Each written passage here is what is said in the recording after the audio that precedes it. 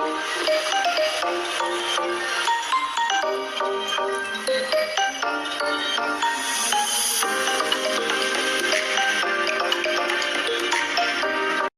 Everyone, welcome back to my YouTube channel. ಇವತ್ತಿನ recipe ಏನು ಅಂದರೆ ಹುರುಳಿಕಾಳಿಂದು ಬಸ್ಸಾರು ಹೇಗೆ ಮಾಡೋದು ಅಂತ ತೋರಿಸ್ಕೊಡ್ತೀವಿ. ಅದಕ್ಕೆ ಬೇಕಾಗಿರೋದು ಹುರುಳಿಕಾಳು. ಅದನ್ನು ಚೆನ್ನಾಗಿ ತೊಳ್ಕೊಂಬಿಟ್ಟು ಅದಕ್ಕೆ ಉಪ್ಪು ಹಾಕ್ಕೊಂಡು ಒಂದು ಸ್ವಲ್ಪ ಉಪ್ಪು ಹಾಕ್ಕೊಂಡ್ಬಿಟ್ಟು ಬೇಯಿಸ್ಕೊಳ್ತಾ ಇದ್ದೀನಿ. ಅದಕ್ಕೆ ಖಾರ ರುಬ್ಕೊಳ್ಳೋಕೆ ಏನೇನು ಬೇಕು ಅಂದರೆ ಈರುಳ್ಳಿ, ಬೆಳ್ಳುಳ್ಳಿ ಮತ್ತು ಜೀರಿಗೆ, ಕಾಯಿ ತುರಿ, ಸ್ವಲ್ಪ ಖಾರದ ಪುಡಿ ಮತ್ತು ಬೆಂದಿರುತ್ತಲ್ಲ ಹುರುಳಿಕಾಳು ಅದನ್ನು ಹಾಕ್ಕೊಂಬಿಟ್ಟು ಮತ್ತು ಬೆಳ್ಳುಳ್ಳಿ, ಕೊತ್ತಂಬರಿ ಸೊಪ್ಪು, ಬೇಕಾದ್ರೆ ಒಂದು ಸ್ವಲ್ಪ ಸಾಂಬಾರು ಪುಡಿ ಹಾಕ್ಕೊಂಡು ಇಲ್ಲಿ ರುಬ್ಕೊಂಡಿದ್ದೀನಿ. ನಾನು ರುಬ್ಬಿರೋದು ಇಲ್ಲಿ ತೋರಿಸ್ತಾ ಇದ್ದೀನಿ ನೋಡಿ.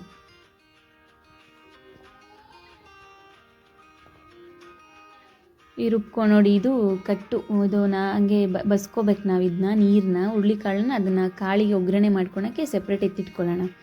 ಈಗ ನೋಡಿ, ಇಲ್ಲಿ ರುಬ್ಬಿರೋದನ್ನು ಈಗ ನಾನು ಅದಕ್ಕೆ ಮಿಕ್ಸ್ ಮಾಡ್ತಾಯಿದ್ದೀನಿ ನೋಡಿ. ಮಿಕ್ಸ್ ಮಾಡಿಬಿಟ್ಟು ಚೆನ್ನಾಗಿ ಮಿಕ್ಸ್ ಮಾಡ್ಕೊಳ್ಳೋಣ. ನೋಡಿ ಈ ಥರ ಬರುತ್ತೆ. ಅದಕ್ಕೆ ನಮಗೆ ಉಪ್ಪು ಎಷ್ಟು ಬೇಕೋ ಅಷ್ಟು ಉಪ್ಪು ಹಾಕ್ಕೊಳ್ಳಿ. ನಾನು ಮೊದಲೇ ಒಂದು ಸ್ವಲ್ಪ ಬೇಯಿಸೋಕೆ ಉಪ್ಪು ಹಾಕಿರ್ತೀನಿ. ನೋಡ್ಬಿಟ್ಟು ನಿಮ್ಗೆ ಎಷ್ಟು ಬೇಕಷ್ಟು ಉಪ್ಪು ಹಾಕ್ಕೊಳ್ಳಿ.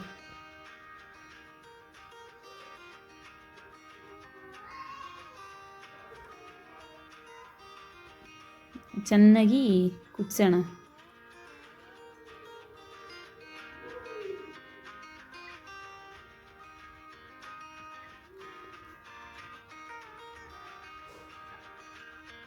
ನೋಡಿ, ಇದು ಚೆನ್ನಾಗಿ ಕುದ್ದಿದೆ. ಇವಾಗ ಇದು ಸಾಂಬಾರು ರೆಡಿಯಾಗಿದೆ. ನೆಕ್ಸ್ಟ್ ಇವಾಗ ಕಾಳನ್ನ ಬೇಯಿಸ್ಕೊಂಡು ಇಟ್ಕೊಂಡಿರ್ತೀವಲ್ಲ ಅದನ್ನು ಒಗ್ಗರಣೆ ಹಾಕೊಳ್ಳೋಣ.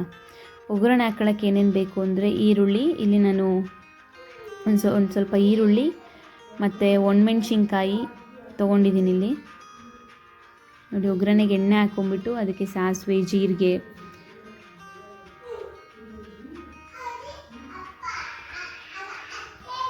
ಈರುಳ್ಳಿ ಮತ್ತು ಇದು ಹಸಿಮೆಣ್ಸಿನ್ಕಾಯಿ ಬೇಕಾದ್ರೆ ಯೂಸ್ ಮಾಡ್ಕೊಬೋದು. ನಾನು ಇಲ್ಲಿ ಒಣಮೆಣ್ಸಿನ್ಕಾಯಿ ಹಾಕ್ತಿದ್ದೀನಿ. ಒಣಮೆಣ್ಸಿನ್ಕಾಯಿ ಮತ್ತು ಕರ್ಬೇವಿನ ಸೊಪ್ಪು ನೋಡಿ. ಇದಕ್ಕೆ ಕರ್ಬೇವಿನ ಸೊಪ್ಪು ಹಾಕ್ತಾಯಿದ್ದೀನಿ. ಚೆನ್ನಾಗಿ ಒಂದು ಸ್ವಲ್ಪ ಫ್ರೈ ಆಗಲಿ. ಅದು ಫ್ರೈ ಆದಮೇಲೆ ಈಗ ಬೇಯಿಸ್ಕೊಂಡು ಇಟ್ಕೊಂಡಿರ್ತೀವಲ್ಲ ಹುರುಳಿಕಾಳು ಅದನ್ನು ಹಾಕ್ತಾಯಿದ್ದೀನಿ.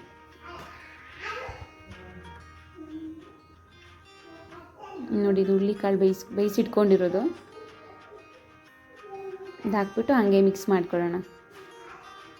ನೆಕ್ಸ್ಟು ಇಲ್ಲಿ ನಾನು ಕಾಯಿ ತುರಿ ತುರಿದಿಟ್ಕೊಂಡಿದ್ದೀನಿ. ಕಾಯಿ ತುರಿ ಹಾಕ್ಕೊಬಿಟ್ಟು, ಉಪ್ಪೇನು ಬೇಡ, ಬೇಯಿಸೋಕೆ ಉಪ್ಪು ಹಾಕ್ಕೊಂಡಿರ್ತೀವಿ. ನಿಮಗೇನಾದರೂ ಉಪ್ಪು ಬೇಕು ಅಂದರೆ ಹಾಕ್ಕೋಬೋದು ಎಕ್ಸ್ಟ್ರಾ.